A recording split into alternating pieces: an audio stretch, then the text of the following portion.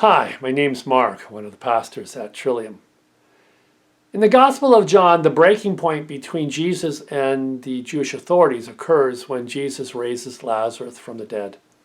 Lazarus is a good friend of Jesus. In fact, the whole family is his. Lazarus and his two sisters, Martha and Mary. And they live in the town of Bethany, just a couple of miles outside of Jerusalem. At this point in the story, Jesus is in Galilee, and word comes from Martha and Mary that their brother Lazarus is very ill. It's a plea for him to come and be with them, to heal him. Yet Jesus delays his journey to Bethany for a couple of days. In fact, by the time he gets going from Galilee to Bethany, Lazarus has already died. Jesus makes the journey to Bethany.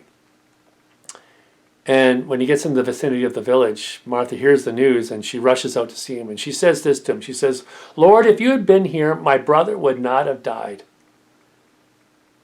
And Jesus tells her, well, your brother's going to live again. And Martha says to him in a very traditional way, she says, "I know he will rise again in the resurrection on the last day." And then Jesus says to her, "I am the resurrection and the life. Those who believe in me, even though they die, will live, and everyone who lives and believes in me will never die." Do you believe this, Martha? And Martha utters this incredible testimony. She says, "I believe you are the Messiah. I know you're the Messiah, the Son of God, the one sent into the world." Her heart testifies to something her mind doesn't understand. Her common sense cannot yet go where her heart has already gone. How often does our mind, our common sense, get in the way of our heart in life? How often does it get in the way of the movement of God's Spirit in our circumstances? How often do we frustrate God by allowing our common sense to dictate what is possible and impossible? We spend so much of our time trying to figure out why something cannot work, why it must not work, that we miss the opportunity to find out why it could work or why it must work.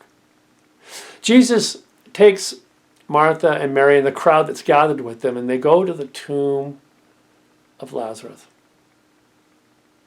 And when they're at the tomb, Jesus commands that the stone that's in front of the tomb be rolled back. And Martha intercedes. She says, Lord, his body's been in there for 4 days. It's going to have a horrible smell." See, it's another example of the fact that Martha doesn't yet understand who it is that's before her. She doesn't grasp the full implication of what she's just testified to only a few moments earlier. Jesus looks up to heaven, prays to God out loud, says, "Father, I know that you always hear what I ask for, but I speak this out loud in order that they too may know the means of the circumstances." That's the gist of what Jesus is getting at.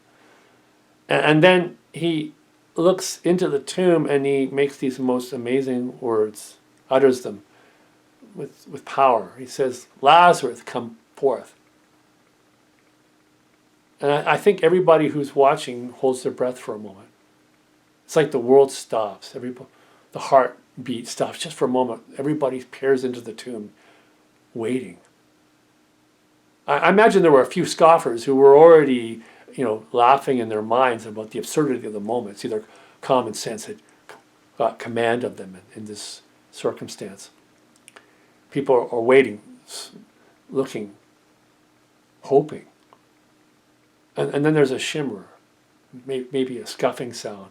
And just at the edge of understanding begins to take the shape of a person walking who's bound with burial cloth. And out slowly walks Lazarus from the tomb. The impossible has become possible. Mary and Martha thought that Lazarus' death was a barrier to the movement of God in life. They thought that, yes, Jesus has to stop, but as soon as Lazarus died, he had gone beyond the power of not only of Jesus, but of God's presence in the world.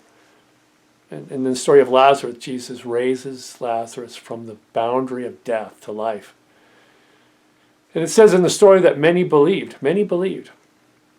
Of course, the news gets back to the Jewish authorities in Jerusalem, are only 2 miles away.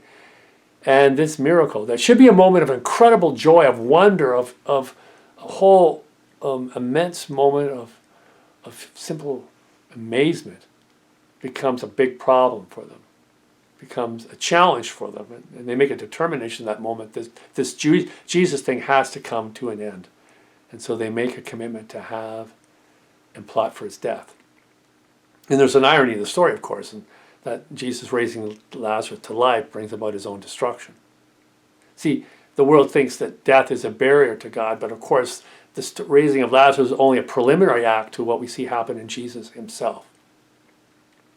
Oswald Chambers says that every time you venture out in your life of faith, you will find something in your circumstances that, from a common sense standpoint, will flatly contradict your faith.